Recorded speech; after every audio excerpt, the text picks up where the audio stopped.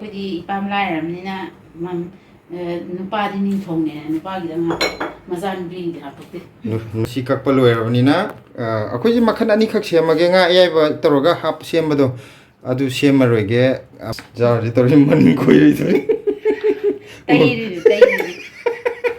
mi gal moi mata yuna tori ni ji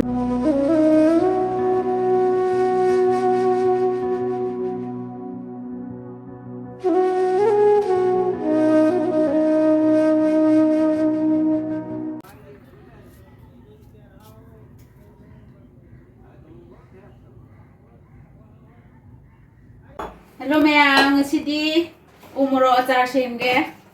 umorok khoi hana hekselo budo aina freezer da thapchan baneba hedi sembagi tanja do phangdaba manam gonglo ade umorok manam se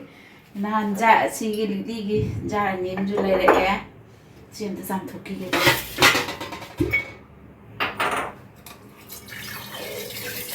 adidi phajana mu taitho kangande aro sidi mapan da tum kangani sabani na khoi na semi da sijar ju sakhaja khajai po sem ta jari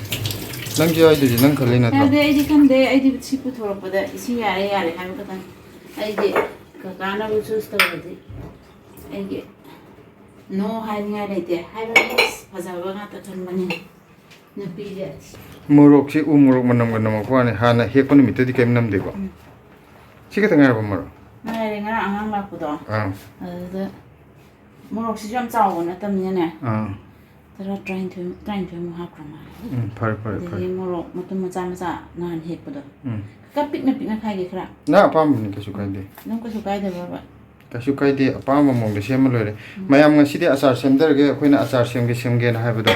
adu chum tanja chana da na haitare thabak china ba sum ngai lebane adu ngasidi khara semder ge uire morok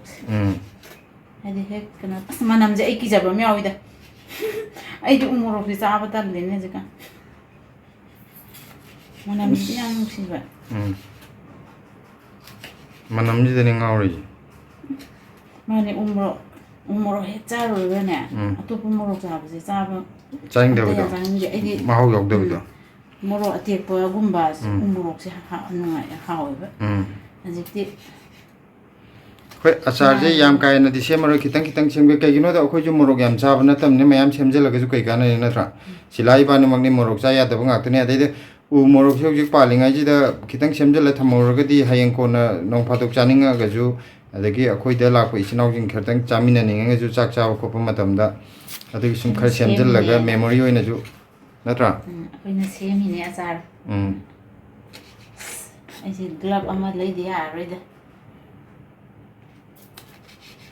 Cherang yam leibda.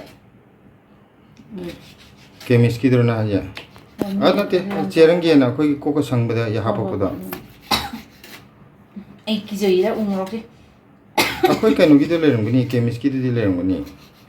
Asi works de yawn. Adudi talla henade. Ama ina haijina cherang ngoi ga. Nang haidona akhoi gi sangna leibda manung da halak padu ngani. cherang gi da. Chana thakna bada aduna pai di kara pai ama talle kemis ki do wakan nuai trira ai di kya hina haigan talle hidak sing ju ai di kya hina di ni store dei puthoro pun ma di hidak mai tho oju hangoi han guli jar ju ya sokta bini na maya je lei sokta bi kaino je makhnau ge are ingai phakto ga khanau tengan da thadon ai tu ko chai ge no hong de ai hidak mai ju sukta tak ning ge hidak mai gi mo tane akoi di Taina na hau ai ge leksel lai di tu ko sai polybion kain lai ba khangba adagi angang ngai daga sum imana ga pitar pu yaw du da logi dro ba khogi makhum ama khakkangai ro ani khakkangai ba do thammim ni ko na thakni ka hadi thakni ka thakte ba hadi yam haw yo pamu bu loi jogi ni nan lai dri ai di ai na de da yam haw na thakpu du polybion ai ji ju khanau tengan man manak to ne ha ko thai ji Thang khodi yam haw thakle polybion ga di as yam haw jinko bit chu thakle khara ado polybion de yam thakle sida ka pa se an ki rang rajani doctor na ne doctor manak sang bada mihun je hekta 200 ki mathak ta ne khoi na ga doctor na ha phang we be manang ji bibi wang di pa Class 7 la school da lakpado. Aduda. Oh, hidak kapu ka lakna betul nawa. Hidak apa lakpa? Paling lepas hidak kapu tu kiri kiri na. Pakat mandana ne ka idi hidak apa do khangaudre ba. Hidak apa ki gangar ba ije. Hidak apa do khangaudre ai ko ka ka siding doctor mo nga kraban. Si kak palu ni na. Aku je makan ani kak siapa genga ayah ba teroga hap siapa tu. Adu siapa roge amana icam-cam na kanoga thauga thungga tosala thambado adu dama siapa ge karkuin thambaya nana ba adu ga amana ngari ge toro siapa ge ngaya ba hapa siapa tu silana adu siapa roge aku di morok su yam cadam ni na ani jene ya ni na soira thamba jadi manam je wing lo pai thori umorok ke asing manam de koigi achar sem ge doriba akoigi sem ge doriba morok siga ko achar sem ge deba morok siga khoina laire bazar siga masa yahu deba mai glass ki je akoina chang dukan da Sumaina pipase sisa tar do ne sisa plastic oi ba adu thamning badi likli da oin thamning ba khoina Sumaina pipase thirak pane phangde akoina chatni ba mafam du da hai tar thiraga budi phangdau ja ne do akoi kaino ga jem ga leibagi jar macha do adugum ba du chapcha ne ba pickles ki ga legan thoi dana asa roi graga mayam thumje lili gumba sugumba transparent da thammo hai maram lai ma ado kaino to budine pot store ka kai toroga khun chab sijana bje glass di yam phai plastic si di upai leitawgi mayam na komba adagi yam lain ju phangbagi sijana bai wane ba ai kai ga lidana glass na ni ga ne thum ga je se thammo hai adi chini thum ju hoi adagi mahi lang thokpa mai chemical kaino torongani ba reaction thongani ba plastic tu ga adu hakchang phatte hairongani ba even akoi chak chab da bokta akoi hojiki akom thine ba ni steel pukham da sa sa ba thira sa bje si bokta phatte haina bne adi chu phatte hair ga ju leitam ni na angam tongna re da thaina gi singjeng pukham ga du pharongani ba do singjeng ga za jira yum thokpada singjeng gi pukham nang gi do porake nang kai cha de ba khoi gi di hapakte khoi di ipam lai ram ni na mam nupa di ni thong ne nupa gi da mazan bi di hapakte nupa gi di maya nupa kai ju khangna da ba masan ni pi thi ne dong ni ju khang de grun dong ni ju khang de asi gi di chenjeng bu khang ga pi kari no pi thai da chenjeng ga khare en tang bam ni da ne du ni hapai ji ado kanang gi na kano gi kori gi pukham dispo am thokne oh ai di steel loina hape ai mai pa na kano gi da moi ho kan dispo da ju singjeng machu gi ju am thokne aduna nang he lai bi ro ya lai ha hore market na pleram dal patara piram ni handan dan cham thoi season dispo oh nang na bu lai ne de loi tau ge aduna bo am ta lai natra ga khoi pha ba khoi gi mayang gi dawa da ga yam taw ba ka khai do bu do jin jam makan jo hap na na ba tum to ga na tum gi ama kilo ama nang gi ko la sana ba mari marang gi hap na ba ama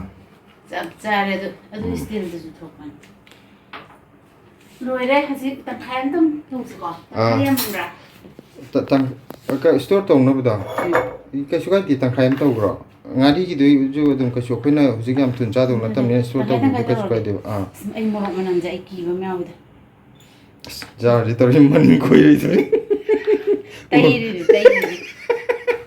mi gal moi ma tai no taw ri ni ji ngon ade khoi di sa di loi tau ge hai ni ne nate da atai gi wan ta mai gi jar do yam no mi wai ta ri ku chaw de umorok se kg ni mu ka chan do ma le jar jin am ta ulo ni deng ta na dap to sida kai no hap te je thum na ta thau na tum de si gi je sang samna horen thumbnail gi photo am ta ka pho gi da umorok chi uroi dur bi gam to re jar jing ak thau ni khem hap toi na ta hadi yang ka hana ka no to dru ju ai da ma du marang kai na so la lo adu ko khan ni o adi loin mak to san na na da oi bu da hana makum kum sung ro ha da na ka umorok sa kai ko ai talla ai chawa horing ngari ngau da ni post da de ji sin ꯆꯦꯠꯄ꯭ꯔ ꯃꯈꯨꯝꯗ ꯁꯤꯠꯂꯦ ꯑꯃꯁꯤꯗ ꯑꯉꯧꯕ ꯑꯃ ꯌꯥꯎꯔꯤꯁꯦ ꯑꯩꯁꯨ ꯍꯥꯏꯔꯦ ꯑꯩꯈꯣꯏꯒꯤ ꯑꯆꯥꯔꯁꯦ ꯑꯃ ꯕꯣꯇꯜꯁꯦ ꯆꯥꯎꯃꯟꯈ꯭ꯔꯦ ꯀꯩꯅꯣ ꯁꯤ ꯌꯥꯝ ꯊꯨꯅ ꯑꯝꯇ ꯊꯝꯖꯤꯜꯂꯒ ꯀꯩꯅꯣ ꯇꯧꯗ꯭ꯔꯗꯤ ꯌꯥꯔꯔꯣꯏ ꯀꯩꯅꯣ ꯇꯧꯋꯦ ꯍꯥꯏꯕ ꯍꯥꯕꯗ ꯃꯅꯝꯁꯦ ꯁꯤꯡꯗꯤ ꯌꯥꯝꯃꯜꯂꯣꯏꯗ꯭ꯔꯥ ꯑꯗꯨꯝ ꯌꯥꯒꯗ꯭ꯔꯥ ꯁꯤꯡꯁꯦ ꯅꯪꯅ ꯑꯄꯥꯝꯕ ꯆꯥꯡꯗꯣ ꯍꯥꯞꯄꯣ ꯑꯩ ꯈꯪꯕ꯭ꯔꯣ ꯑꯗꯨꯝ ꯌꯥꯍꯜꯂꯁꯤ ꯑꯩꯈꯣꯏꯒꯤꯗꯤ ꯃꯔꯣꯏ ꯃꯔꯥꯡ ꯈꯔ ꯌꯥꯝꯅ ꯍꯥꯞꯄꯅꯗꯤ ꯐꯩ ꯁꯤꯂꯥ ꯃꯣꯔꯣꯛ ꯌꯥꯝ ꯆꯥꯕ ꯉꯝꯕ ꯅꯠꯇꯕꯅꯤꯅ ꯑꯩꯈꯣꯏ ꯃꯣꯔꯣꯛ ꯃꯦꯠꯄꯒ ꯆꯥꯔꯁꯨ ꯉꯥꯔꯤ ꯃꯌꯥꯝ ꯇꯧꯔꯒ ꯃꯔꯣꯏ ꯃꯌꯥꯝ ꯅꯣꯏꯁꯤꯜꯂꯒ ꯃꯣꯔꯣꯛ ꯃꯆꯦꯠ ꯑꯃ ꯇꯧꯉꯟꯕꯅꯦꯕ ꯑꯩꯈꯣꯏꯒꯤꯗꯤ ꯁꯥꯔꯦ ꯌꯥꯝ ꯆꯥꯖꯔꯤꯕꯅꯤꯅ ꯑꯩꯈꯣꯏꯒꯤꯁꯦ ꯁꯤꯒꯤꯁꯦ ꯁꯤꯗ ꯈꯔ ꯍꯥꯞꯆꯜꯍꯟꯁꯤꯔꯥ ꯈꯪꯗꯦ ꯃꯣꯔꯣꯛꯇꯨꯔꯣ ꯌꯥꯝꯃꯜꯂꯅꯤ ꯍꯥꯏꯔꯣ ꯌꯥꯏꯌꯦ ꯍꯥꯞꯆꯤꯜꯂꯗꯤ ꯌꯥꯏ ꯀꯩꯁꯨ ꯀꯥꯏꯗꯦ ꯑꯁꯤꯁꯤꯅ ꯑꯗꯨꯝ ꯀꯣꯟꯅ ꯈꯔ ꯀꯨꯏꯅ ꯊꯝꯕ ꯌꯥꯕꯅꯤꯅꯕ ꯃꯔꯣꯏ ꯃꯔꯥꯡ ꯌꯥꯎꯗꯕꯅꯤꯅꯕ ꯈꯔ ꯍꯥꯞꯆꯤꯜꯂꯨ ꯀꯩꯁꯨ ꯀꯥꯏꯗꯦ ꯁꯨꯕꯁꯤꯅ ꯑꯗꯨꯝ ꯁꯨ ꯌꯥꯗ꯭ꯔꯥ ꯑꯩꯈꯣꯏꯗꯤ ꯇꯣꯞꯁꯨ ꯁꯨꯕꯁꯦ ꯀꯀꯥꯅ ꯑꯌꯥꯝꯕ ꯁꯨꯏꯌꯦ ꯑꯩꯗꯤ ꯈꯨꯠ ꯌꯥꯗꯕꯩ ꯌꯥꯗꯕ ꯄꯥꯔꯠ ꯉꯥꯛꯇ ꯉꯥꯏꯔꯦ ꯑꯩ ꯀꯤꯕ ꯑꯃ ꯌꯥꯎꯋꯦ ꯆꯥꯅꯤꯡꯕꯗꯤ ꯂꯥꯛꯑꯦ ꯑꯗꯨꯃꯥꯏꯅ ꯇꯣꯠꯁꯤꯜꯂꯤꯗꯣ ꯐꯔꯦ ꯊꯥꯎꯁꯨ ꯌꯥꯝꯃꯦ ꯅꯪ ꯃꯌꯥꯝ ꯍꯩꯖꯤꯟꯕꯩꯅꯤ ꯑꯗꯨꯁꯨ ꯊꯥꯎ ꯌꯥꯝꯃꯤꯉꯩ ꯊꯥꯎ ꯌꯥꯝꯃꯤ ꯊꯥꯎ ꯌꯥꯝꯃꯒꯅ ꯁ꯭ꯇꯣꯔ ꯇꯧꯕꯗ ꯊꯥꯏꯅ ꯑꯩꯈꯣꯏꯅ ꯃꯣꯔꯣꯛ ꯑꯆꯥꯔ ꯀꯔꯤꯅꯒ ꯁꯦꯝꯃꯛꯄꯗꯣ ꯊꯥꯎꯁꯦ ꯌꯥꯝ ꯍꯥꯞꯄꯦꯕ ꯔꯟꯖꯤꯇꯥꯗꯣ ꯈꯪꯉꯤꯗꯅ ꯀꯀꯥ ꯃꯣꯏꯒꯤꯗꯤ ꯑꯆꯥꯔ ꯌꯥꯝ ꯁꯦꯝꯃꯦ ꯃꯇꯝ ꯃꯇꯝꯒꯤ ꯍꯩꯒꯤ ꯑꯆꯥꯔ ꯃꯣꯔꯣꯛꯀꯤ ꯑꯆꯥꯔ ꯃꯣꯔꯣꯛꯁꯤ ꯊꯥꯎꯁꯤ ꯌꯥꯝ ꯍꯥꯞꯄꯒ ꯑꯩꯈꯣꯏꯅ ꯍꯣꯏ ꯑꯩꯈꯣꯏ ꯌꯨꯝꯗ ꯑꯩꯈꯣꯏ ꯗꯗꯥꯅ ꯀꯩꯅꯣ ꯁꯦꯝꯃꯦ ꯍꯩꯅꯧ ꯑꯁꯪꯕ ꯇꯧꯕ ꯃꯣꯏ ꯌꯥꯝ ꯁꯦꯝꯃꯦ ꯍꯩꯅꯧ ꯑꯗꯒꯤ ꯍꯩꯔꯤꯠꯅ ꯑꯃ ꯂꯩꯕꯗꯣ ꯆꯩꯔꯥꯎꯗ ꯍꯥꯞꯅꯕꯗꯣ ꯑꯗꯨꯁꯨ ꯌꯥꯝ ꯄꯥꯜꯂꯦꯕ ꯃꯣꯏꯗꯤ ꯍꯩꯔꯤꯠ ꯅꯠꯇꯦ ꯍꯩꯔꯤꯅꯦ ꯑꯗꯨꯗꯤ ꯃꯇꯨꯝ ꯇꯥꯕꯗꯣ ꯅꯠꯇ꯭ꯔꯣ ꯍꯌꯥꯏꯁꯤꯅ ꯀꯝꯅ ꯍꯌꯥꯏ ꯍꯥꯏꯅ ꯑꯉꯥꯡꯕꯗꯣ ꯍꯌꯥꯏꯅꯦ ꯑꯩ ꯍꯥꯏꯁꯦ ꯑꯗꯨꯅ ꯍꯩꯔꯤ ꯍꯥꯏꯁꯤꯅ ꯃꯀꯨ ꯑꯃ ꯈꯣꯛꯇꯣꯛꯑꯒ ꯁꯤꯠ ꯅꯥꯜꯂ ꯃꯅꯨꯡꯗ ꯑꯃ ꯌꯥꯎꯕ ꯈꯨꯕꯤꯃꯨꯛ ꯆꯥꯎꯕ ꯑꯗꯨ ꯀꯔꯤꯕ ꯅꯪ ꯍꯩꯔꯤ ꯑꯗꯨꯒ ꯍꯩꯔꯤꯠ ꯍꯥꯏꯔꯒꯅ ꯍꯩꯕꯣꯡ ꯃꯥꯟꯕ ꯑꯃ ꯂꯩꯌꯦꯕ ꯎꯗ ꯄꯥꯟꯕ ꯑꯃ ꯍꯩꯕꯣꯡꯗꯧꯅ ꯅꯞꯄ ꯄꯥꯟꯕ ꯑꯃ ꯑꯗꯨꯅ ꯍꯩꯕꯣꯡꯅꯦꯕ ꯆꯥꯎꯔꯤꯗꯣ ꯌꯥꯝ ꯆꯥꯎꯕꯗꯨꯅ ꯑꯣꯏꯗꯦꯍꯦ ꯑꯗꯨꯗꯤ ꯑꯥ ꯃꯊꯛꯇ ꯄꯥꯟꯗꯣꯏꯅꯦ ꯑꯗꯨꯅ ꯈꯣꯛꯄꯗꯅꯦ ꯀꯩꯅꯣ ꯃꯥꯟꯗꯣꯏꯅꯦ ꯊꯩꯕꯣꯡ ꯃꯥꯟꯕꯅꯦ ꯃꯔꯨ ꯈꯨꯌꯥꯎꯗ ꯄꯤꯛꯑꯒ ꯊꯩꯕꯣꯡꯒꯤ ꯁ꯭ꯇꯥꯏꯜ ꯇꯧꯕꯅꯦ ꯊꯩꯕꯣꯡꯗꯤ ꯆꯥꯅꯤꯡꯗꯦ ꯑꯗꯨꯒ ꯍꯧꯖꯤꯛꯀꯤꯗꯨꯗꯤ ꯍꯩꯔꯤ ꯀꯣꯛꯊꯣꯡꯗꯣ ꯑꯗꯨꯗꯤ ꯍꯥꯎꯋꯦ ꯑꯗꯨꯒ ꯍꯩꯔꯤꯠ ꯍꯥꯏꯁꯤꯅꯅꯦ ꯑꯩꯈꯣꯏ ꯍꯩꯕꯣꯡꯗꯣ ꯑꯗꯨꯃꯥꯏꯅ ꯇꯧꯔꯒ ꯃꯀꯨꯁꯦ ꯈꯔ ꯖꯤꯛꯖꯥꯛ ꯇꯧꯅꯦꯕ ꯍꯩꯕꯣꯡꯅ ꯁꯤꯠ ꯅꯥꯜꯂꯤꯗꯅ ꯍꯥꯎꯗꯤ ꯌꯥꯝ ꯍꯥꯎꯅ ꯁꯨꯔ ꯆꯥꯕ ꯍꯥꯎꯔꯖꯥꯠꯅꯤ ꯍꯩꯔꯤꯠꯁꯦ ꯑꯩ ꯈꯪꯗꯧ ꯃꯥꯜꯂꯦ ꯅꯪꯁꯦ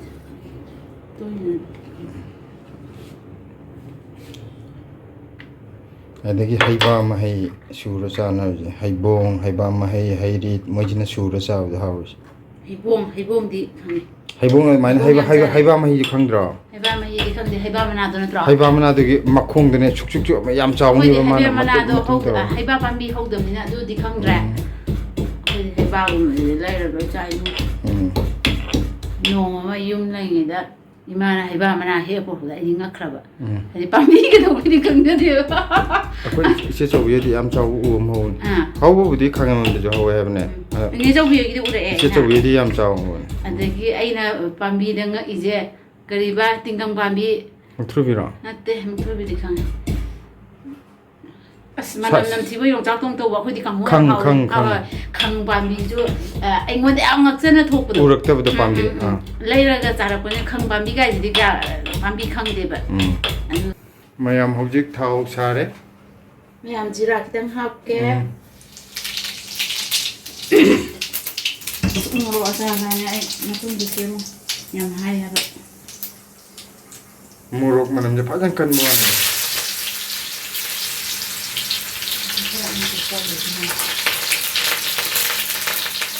ꯁꯤꯗ ꯍꯧꯖꯤꯛ ꯃꯔꯣꯏ ꯃꯨꯟꯖꯜꯂꯛꯑꯦ ꯉꯥꯔꯤ ꯈꯔ ꯍꯥꯞꯆꯤꯜꯂꯒꯦ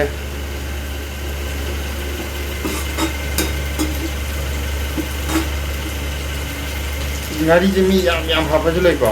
ꯈꯔ ꯍꯥꯞꯄꯁꯤꯔꯥ ꯈꯪꯗꯦꯗ ꯅꯪꯒꯤ ꯑꯄꯥꯝꯕꯅꯤ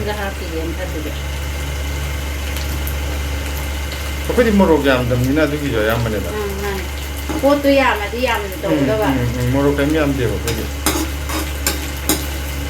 ꯃꯌꯥꯝ ꯑꯩꯅ ꯑꯦꯛꯖꯣꯁ ꯊꯥꯕꯒꯤ ꯃꯈꯣꯟꯗꯤ ꯈꯤꯇꯪꯗꯤ ꯅꯨꯡꯉꯥꯏꯔꯝꯃꯅꯤ ꯑꯗ ꯀꯥꯝꯊꯣꯛꯇ꯭ꯔꯒꯗꯤꯀꯣ ꯃꯅꯝꯁꯦ ꯈꯔ ꯕꯦꯔꯥ ꯀꯥꯔꯗꯧꯕ ꯑꯗꯨꯒꯤ ꯑꯦꯛꯖꯣꯁ ꯍꯥꯞꯄꯅꯤ ꯑꯗꯣ ꯑꯩꯈꯣꯏ ꯁꯤ ꯉꯥꯔꯤ ꯉꯧꯕꯁꯦ ꯑꯩꯈꯣꯏ ꯁꯤꯗꯗꯤ ꯅꯝꯗꯦꯗꯅ ꯃꯄꯥꯟꯗ ꯐꯖꯅ ꯅꯝꯃꯝꯃꯗꯧꯅꯤ ꯊꯥꯞꯄꯒ ꯑꯃꯨꯛꯁꯨ ꯍꯥꯞꯄꯤꯒꯦ ꯍꯥꯏꯔꯣ ꯃꯣꯔꯣꯛꯁꯤ ꯑꯩ ꯃꯣꯔꯣꯛ ꯌꯥꯝ ꯐꯖꯩ ꯊꯨꯝ ꯈꯤꯇꯪ ꯑꯃ ꯍꯥꯞꯆꯜꯂꯦ sida thum khara am hapchale mayam manamje phajan tawre thangnaba mayam di khalamani karino moi di thadorei manamji bona yum lomdo di kem khalo daba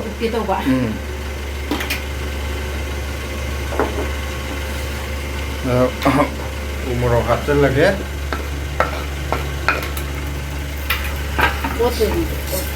Ote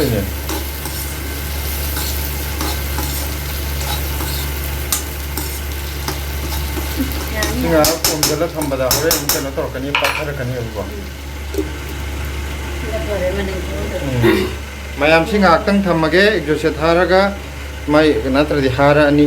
to hore ngakang leraga manam umorok se pathar koi matang do adu da indera ga pathar koi da makhara olaga hapchana am indera amni na hujik mix tok chalaga akoi gi jar da hapani jar macha ji da jar sila chan gadro ngari ja hapa Umorok sih setiap yang hapam dong nih kakak. Yari kayak gitu. Si sehari mengatur kezaban ya, aku tidak mau sahur. Siapa yang mau sahur nih? Di sini. Umorok. Nggak saya di ngari gue mending yaman gitu lah. Aduh kok. Umorok sih. Tahu di umorok tuh. Pathar kan di yam udah juga sih lah. Hujung mana kita kan pathar tuh wali dan kok ngari dan mau tuh nih lah. Ngari di mana yam ini pak? Ngari nak loy mahi on juga, PS on juga. Umorok tuh di pathar wali dan hujung. Asap itu hapsel laga kita aduh deh dah kan itu honggip nih umorok ngata ngawur di sida haw dan luar nih. Lembat tuh anda pathar jaga nih. Umorok asal humi bola terang dia tahu nih. Aku hayang aku ikan oke. Kali nomor satu ilau itu bu. Se jenang ngari ini. Se ani maktum tapai rok se. Ay masak yang tu video ni ulo. Nangi masak. Wow. Sini aku achar je. Jar je big bangare. Small family ki. Big jar. Sembal oiramina freeze ta mung thamjan grage. Aduga loktho ga saningwa matam da sana na ba. Okay ngasi gidi mayam akoi matang se loisan jare. Bye. Bye bye.